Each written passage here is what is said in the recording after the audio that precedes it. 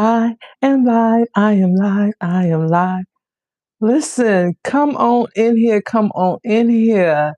Let me make sure I can hear myself.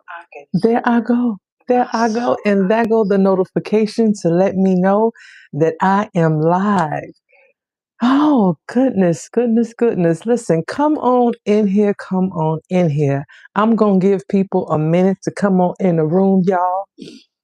While I am waiting for folks to come on in the room, listen, today is a Mother's Day. All right. I am going live on Mother's Day. Okay. And I figured, you know what?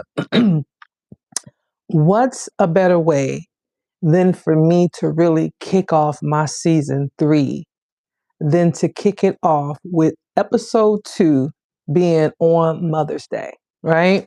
Because listen, I am hood parenting. I am hood parenting. And if this is your first time here, hello and welcome to the neighborhood. You are watching Hood Parenting on YouTube.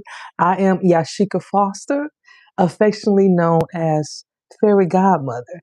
And here on Hood Parenting, this is where survival mode meets and ends with the legacy beginning, right?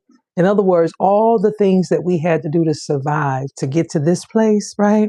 This is where all that ends and legacy begins because this is where we become intentional. So on this channel, we talk about real life transformations, how we break cycles, how we build structures, how we become the authorities of our lives and what our children needs, and without losing ourselves in the process, right? Because we are ready to lead our lives on purpose. And if that's you, then you are in the right place. Welcome to the neighborhood, okay? Listen, if this is your first time here, listen, I hope that this message right here brings you something. And like I said, this is Mother's Day, and I was trying to figure out, how do I start, like I said, season 2, right? This is my season 3. This is my second episode for season 3.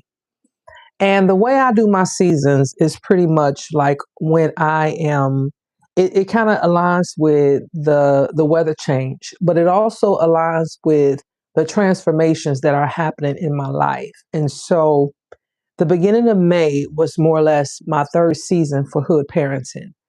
And in this season, I know that this is the part of me where I start to tell more of my stories, right? And when I say tell more of my stories, I'm talking about the things that I've actually been through. Because a lot of what I talk about it from the place of teaching from maybe a concept that aligns with my degree or something like that. But I want to start telling my stories, telling the stories of the things that I've been through in the 53 years that I've been living, because when I tell people that I've lived 7 lives, I really mean that I live 7 lives. All right. So today I wanted to get into this particular discussion on Mother's Day to talk about the different types of versions of motherhood that I've encountered. And so I don't know how this is going to go. I don't know what's going to come up. Because it's a lot, right? And I don't know if this is going to be one episode, but what I do know is that I come with a lot of experience. I come with a lot of, this is my story, and I hope that you could take something from it to help yourself make better decisions, right? Because here's the thing, this is what this is about. Any station that you come to on any of these platforms, a lot of times this is what this is about. I want you to have more information so that you can make better decisions, right? Because see, part of my legacy are these YouTube videos. Part of my legacy are these YouTube videos because at the age of 53, I don't have any grandchildren yet.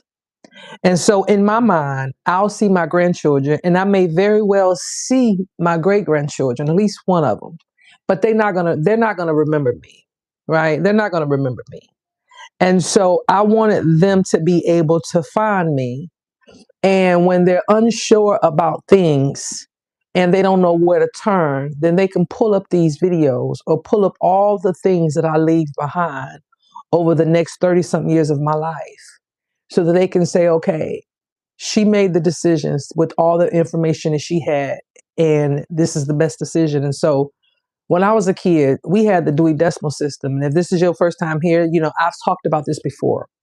We didn't have the internet. We didn't have all these beautiful platforms that people can come and share their stories and help us to understand what we were going through, so that we would know that we're not the only ones going through that particular thing, right?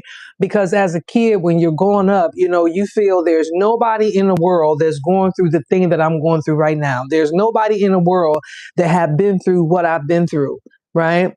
At least you believe that, you feel that way. And so this is what this is about. And so on this episode, being on Mother's Day, I wanted to talk about the different versions of motherhood that I personally experienced, and the three most important things that I've taken away from those different versions of me in terms of motherhood. The first one I want to talk about is my childhood. And like I said, these is going to be just kind of brief overviews of where I'm at, because the value here is the three lessons that I've learned, not the motherhood states, but the lessons that I've learned. And the first one is me coming from a single mom. Let's start there. I came from a single mother. She got pregnant with me at 15, had me at 16. My father and her had what they call a shotgun wedding. They were married March of 72. I was born, January of 72, 73. I was born that March of 73. And so they never really lived together, or anything like that, or had, a relationship like that, or a family, in that terms, but they were married, right? More or less. And so my father went off to the military, so that way my mother had benefits from me. And so that was pretty much the end of that. And so I was raised in a single parent home. So that was the first beginning of motherhood that I had. My mother was a single mother, right? So that was the first motherhood that I became accustomed to, or adjusted to, or should I say familiar with, right? Was single parenthood, because my mother was a single parent. And so, I seen all of those things that came with being a single parent, right? Having me at 16 and having my brother at 18.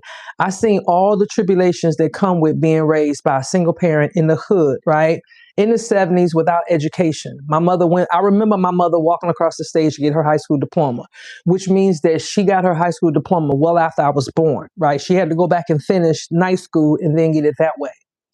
So she had limited education, more or less. So most of my life she was on welfare. So that was my first experience with a form of hood, right? Motherhood, which was single motherhood. Then after that, my next experience with motherhood was when I turned 22. At 18, I got married. And then at 22, I had my first son. And now let me back up. I remember as a young kid, because there was so much that I experienced in terms of feeling like, I don't know, like, how you feel like you're the black sheep, or you feel like you don't belong, or you feel like you're not being loved enough. Well, that was me as a kid. And so because of that, I remember wanting a kid early. I remember when I was about 16, 17 years of age, wanting a kid. But I got lucky. That's all I can tell you. I got lucky and never had a child that young. But when I got with my first husband, when we got married, and when I was 18, he was 22, we had my son by the time I turned 22. Matter of fact, I was in the hospital on my 22nd birthday, and I delivered him 12 days later.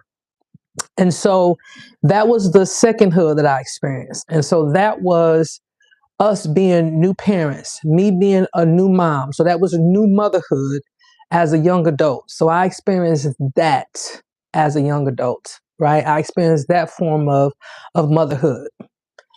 By the time my son was about 18 months old, his father and I had separated. And so by the time my son was about 4, his father and I were divorced. And so now I was experiencing what it was like to be a divorced mother, or a single parent myself. And oh yeah, by the way, I was a single mom in the military. So now there was that particular obstacle that I had to endure. So that was that, right? Um, by the time my son reached about 2 or 3 years old, I met my second husband. He and I started dating. When I turned 27, we got married. So by that time, I became a stepmom to his two daughters, right? Or should I say a bonus mom?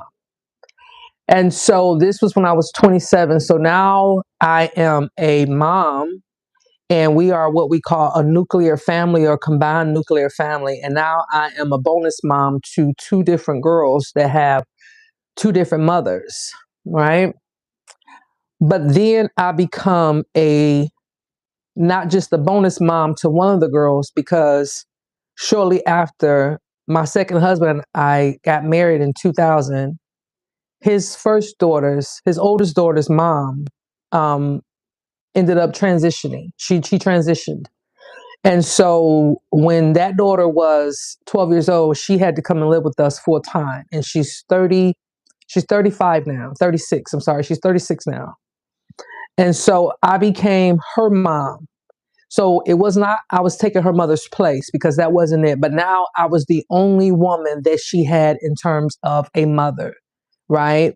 And then there was my other bonus daughter who had a mother, but then she moved into our house as well. And so now I had my son, and then I had my two bonus daughters. So now I am a bonus mom or stepmom, or whatever you want to call it, in terms of two different daughters. So now that's an experience. And then shortly after that, at 30, I had my second son. And so now there's four kids in the house with my second husband, and there's different dynamics of these children, right? Because at this point, none of the children are full brother and sister. Like all of them, like I got two sons by two different husbands. My second husband had three different kids by three different women, right? Two wives, and so I was the third woman. And so not only that, but those kids had, like my daughters had, siblings from their mothers from other sides. So the kids had we had all different dynamics going on within the relationship, within the family. And so I've experienced those type of parenthoods, right? Or motherhoods. And then when I turned 38, then I became a two-time divorced mother. So now I am a single mom of two children, two boys by two separate mothers, two different fathers, I'm sorry.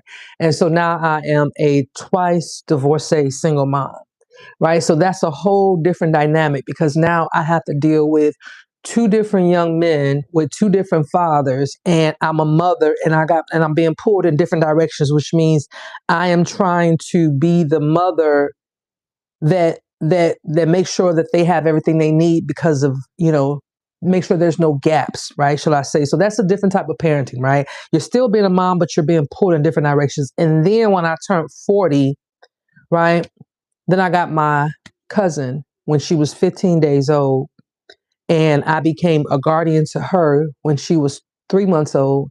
And then I became her adopted mother. And so now she's 13, or she'll be 13. And so those are the different types of motherhoods that I've been through in my 53 years of living, right? And so I don't think that there's an experience that I have not experienced in terms of going through different dynamics of parenting and motherhood. And right now I'm even going through that period of what they call it, where the child doesn't have any type of, really no connection with their parents. And so my oldest son is going through that with his father, his stepfather, myself, and his father. And so, I mean, when I say I've dealt with the different dynamics of parenthood or motherhood, I have, and what I do know is that there's no book for none of this. That's what I'll say. There's no book for none of this. I remember when I had my son, my oldest son, who is now 31. And he was the one that made me a mom at 22. And I just remember thinking that, I'm going to make sure that I give him. And when I say give, I'm not talking about material things. I'm talking about make sure that he has everything that he needs to be okay in this world. I remember thinking that everything that I learned, because by the time he was born, like I said, he was about 18 months old when his father and I started going through our separation. And then ultimately we ended up divorcing. And I just remember thinking, and I knew I was going to have to be the parent that made sure he had everything, because his father didn't do that. And so I was the one that made sure he got paid for through college, and made sure that he, had the everything he needed, just whatever he needed to make sure he was good in life, right? The apartment when he was ready to move off to go to college, make sure I was the one to make sure he had all those things, right? Him and, so, but I knew that. And so for me, I also wanted my kids to learn all the things that I didn't learn because I didn't want them to ever not feel like they wasn't like they didn't have the information, right? I just remember making sure that I wanted to teach him everything. Like I remember, like if there was something that I learned, I made sure he understood it. If it was something that I was going through, I made sure that he understood what it was. You know what I mean? It was like I wanted him to have a voice, right? And I think I may have gave him too much of a voice because one of the things that I didn't like as a kid was not being heard, right? I remember as a kid, my mother would more or less tell us, like, if she said something to us and we needed to say something back, it was like, shut up, don't say nothing. Just, you don't have nothing to say, just shut up. And I'm like, hold up, but I got something to say. I have an opinion about this. And so when I had my children, I wanted to make sure that my kids had voices. And so I think my oldest may have had too much of a voice, but I definitely wanted to make sure that we had a voice. And so he had a voice. So that brings me to the things that I've learned as a mother. One of the things that I learned as a mother, and I can say so if I had three things, I would say that this is my number three thing. And so the number three thing is that children are not robots. And I think that that was one of the things that I had to really, really understand as a mother when I had my oldest son, is that children are not robots. In other words, I think parents have this misconception that if I input this into my child, then my child will turn out this way. If I teach my child this, if my child takes up this part of me, because I know they got me in them, then they will end up being this way. And I think that we as parents, somehow we believe that. We believe that at some point, we believe somehow that in some way in our mind that our children are robots. That if we input certain things, then certain things will be outputted. And that's not the truth, right? Because at the end of the day, children are people, right? No matter what. And then on top of that, what we fail to realize as parents is that when we have our children, and we talk about genes and genetics and things like that, it's just not you and your partner that created this child. You guys created it. But when you talk about genes and genetics and chromosomes and DNA and looking like it and acting like it and sounding like it and personality like, we're talking about generations of generations. And not only do our kids get those looks or those features, but they also get the trauma that is passed through us as mothers. They're passed through our children that was passed through us through when we came through mother's wombs and so on and so forth, right? Or the trauma that their fathers endured, or the fathers that they, whatever. Our kids get all that. And so because of that, when they become adults or as they are transitioning from children to become adults, you will see these different types of personalities come out. You will see these different types of, wow, they resemble this person, or they act like this person, or they're doing this like this, or wow, look at that. You will start to see these bits and pieces. But one thing's for sure is that you will see who your children are. And one thing's for sure is that they're not robots. They're going to be who they're going to be. And I think that that is the number three thing that I learned. The third thing that I learned out of my top three is that children are going to be who they're going to be, and there's no input and output. I've even had parents that have had, like I've had fathers to say that have had sons, and I have had mothers who have had daughters that they will say that, I thought by that child being the same gender, right? Father saying his son or mother saying her daughter, that they would be more like me. And then that parent sounds disappointed because the things that they felt like their child would take from them, they didn't. But the thing about it is that the child has a lot of their ways, but they don't have the ways in which they wanted them to have that they felt like that would push them forward, right? Because we don't get to decide what part of us that our kid picks up after, right? We don't get to decide what genetics our kid get to, that's going to have, they're going to have, or they're going to, because think about it. Think about all the people who did the things for the first time. Where did they get those genetics from, right? So it's it's a compilation of things, right? It's just a compilation of things. And so this takes me to my second point when I talk about children are not robots, right? So that was my third point. My second point is when I think about nature versus nurture, that's a real thing. Nature versus nurture is a real thing. And it makes me think about that when I think about all of my children. Together, I've raised 5 children, and I'm raising the fifth. She's 12, the oldest being 36. So it's 36, 34, 31, 22, and 12. Those are the children I've raised between my birth children, my bonus children, and my adopted daughter. Um, nature and nurture is real. And what I mean by that is I can see the things that's in my kids, whether it is my biological kids, my bonus kids, or my adopted child, that is because of the environment they were raised in, meaning me and their other parent or whomever, versus what's naturally in them, right? Like there's things about both of my sons that I can see that are either their fathers or me. And especially with my oldest son, because him and his father is the exact same zodiac sign. And I'm a person that believes in zodiac signs. And so nature and nurture is real. And although his father was in his life, because he wasn't an absentee father once we divorced, however, he was not constantly in his home every day because we live states apart. I can see a lot of things that's in him. I'm gonna tell you a story real quick. So I only met my father 3 times in life, right? By the time I seen him on the fourth time, I buried him. And on Monday of last week, that was 33 years that he's been transitioned as of May 4th, right? Well, one of the things that I remember my mom telling me is that my dad used to sleep with his legs crossed. And so I mean, it's hard to explain, but it's like one knee bent, it's like one leg bent, and then the foot of the other leg is on the knee like this. So it's like I'm cross-legged in a bed like this. I don't know why, but I sleep like that sometimes. It's like it relaxes my back. I don't know why, but it's a whole thing. And somehow I turn my leg down where my other knee is on the bed. But I found out that my dad slept like that. You know what I mean? And how would I know that? I've never, ever, ever, ever seen my dad sleep. You know what I mean? And so, but that was something that I discovered that he did. You know, same thing with the way that I think. Sometimes my mama would tell me that, you know, although my mom and dad had a very short relationship, there were still things that she knows about him that she's like, that's all your dad, because that's none of me. And these are good things. These aren't all bad things. These are good things as well. And so nature nurture is real.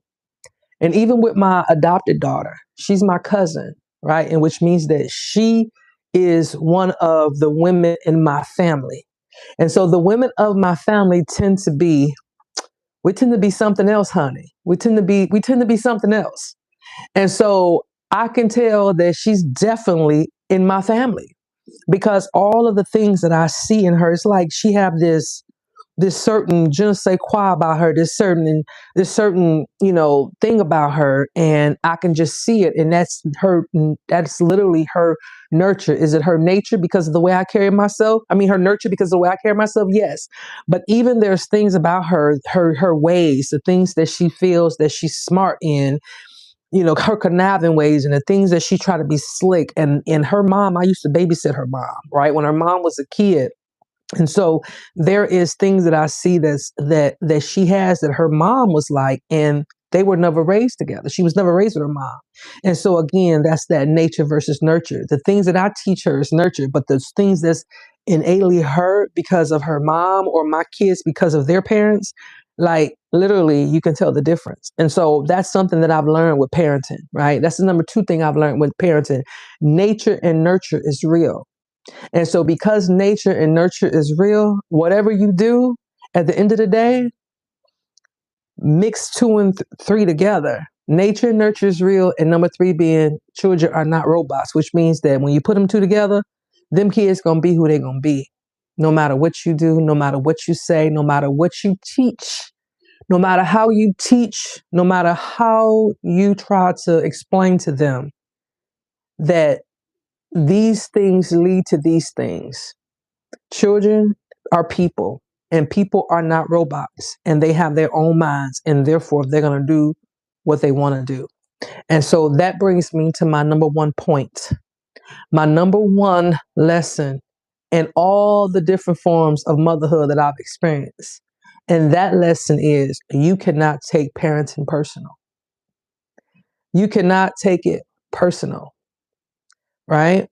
Because just like anything else, there's going to be times where you are just, right? I can't believe that was, that I did that in parenting. Then there's going to be times where you're going to be trying to figure out, where did you go wrong? There's going to be times when you're going to be like, well, dang, could I have done this differently? Could I have done this better? Maybe if I had have done this, or maybe if I had experienced this, or taught them this, or maybe took away this, or given them this, or adjusted this much, or adjusted that much, right? Maybe the situation would have turned out differently. But that's not the case, honey, because you only can do what you can do, right? Because people going to be people, right? Because people are not robots. Nature and nurture is real, and you cannot take parenting personal. And so I think as a parent, I've been a parent now for effectively 31 years. Although my bonus daughters are older than my biological son, they weren't in my lives until they were a little older. And so I think my oldest stepdaughter was like 7 or 8 when I met her father, but she didn't come into my life full time. She came in at 8.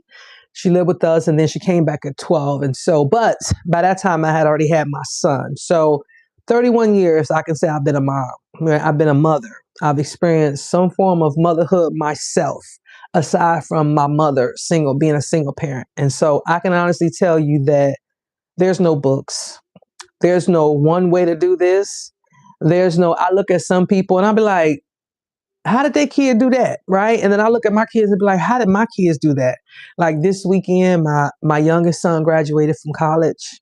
He did it in exactly 4 years. He played football and he graduated with a 2.99 from an HBCU. And this is the same boy that did not like school when he was a little boy. And so for him to go on and get his bachelor's degree, I am so grateful. I am so ecstatic. I am so, like, my oldest bonus daughter, she has a master's degree. My oldest son, he has his bachelor's degree. He's also in the military. My oldest bonus daughter, she's in the military. My youngest daughter, she's still in college, right? She's doing her thing. And then I got my 12-year-old. And then now my baby boy, he's graduated college. And so what more could a parent ask for? But I know that at the end of the day, those kids have to make the decision for themselves. As a mother, no matter what I do, no matter how much I inspire, I set the examples, I do all the things so that they can know, hey, I'm trying to teach the best way I can. I'm trying to live my life as an example for y'all to follow. And this is why I continue to move forward. This is why I continue to make sure that I am always progressing, because why I want them to know you can't never settle in this life. You have to always want to be better. And that better doesn't always mean you got to go out and get another degree or whatever the case may be. You just could want to be better. You might want to become better in touch with nature. You might want to become better in touch with God or your divine, or you might want to lose weight, or you might want to, whatever. You might want to come better for yourself. You might want to stop cursing as much, or, stop eating as much sweets, whatever it is, right? You want to always have a goal in mind, because as humans, we have to always keep moving forward. And so as a mother and somebody who have experienced all of the different phases of motherhood, these are the lessons that I've learned. And number 3, being children are not robots, right? Number 2, nature and nurture is real. And number 1 being, we cannot take motherhood, parenthood, any of those hoods personal, because people are people, children are people, and they're not robots, right? Y'all, look, before I wrap up this video, I just want you guys to look at this that I have on. Now, you can't see this whole outfit, but this is like a duster, all right? And I had it on with a long sleeve shirt with the skirt up under it because it splits in the middle. And so I will be posting that reel as well as that Get Ready With Me video here on YouTube. So make sure you have turned on your notifications so when I do upload the reel and the video, you will be the first to know, okay? But the reason why I wanted to point out this outfit is because today is Mother's Day, right? And in honor of my maternal grandmother, this is an outfit. This is a duster that she purchased back in the 1960s, early 1970s. And the reason why I said that is because she purchased it when she was pregnant. And so my youngest aunt was born like in 68. So she had to have had this outfit before that. Okay. Because I was born in 73. However, this belonged to her. Okay. And a few years ago, she transitioned in 2017. And so I got a couple of items out of her closet, and this being one of them. And she was a very slim woman, and so of course I had to have the back adjusted a little bit to fit me and my all my muscles and stuff. All right, because she was a very petite woman. My grandfather called her Pee Wee because even when she was pregnant, she never weighed more than 100 pounds. All right, and so he nicknamed her Pee Wee because she was so little. All right, and so in honor of her on this Mother's Day, I wanted to wear this, and so check out that video. All right. So, anyways, I hope that you guys have gotten something from this video in honor of motherhood and all the mothers out there. I want to wish you guys a happy, happy Mother's Day. And I hope that you have enjoyed your day and get all the beautiful things that this world is intended for you to have. And so, listen, let me know what you think down below about my 3 lessons that I've learned, my top 3 lessons that I've learned since I've been in any of the forms of motherhood. And let me know what are some of your lessons you've learned since you've been a mom or father or whatever. And let me know down below. And so, listen, this has been amazing. And I'm going to go so that I can go spend time with my children for the rest of this Mother's Day. And I will talk to you guys in the next video. Bye for now.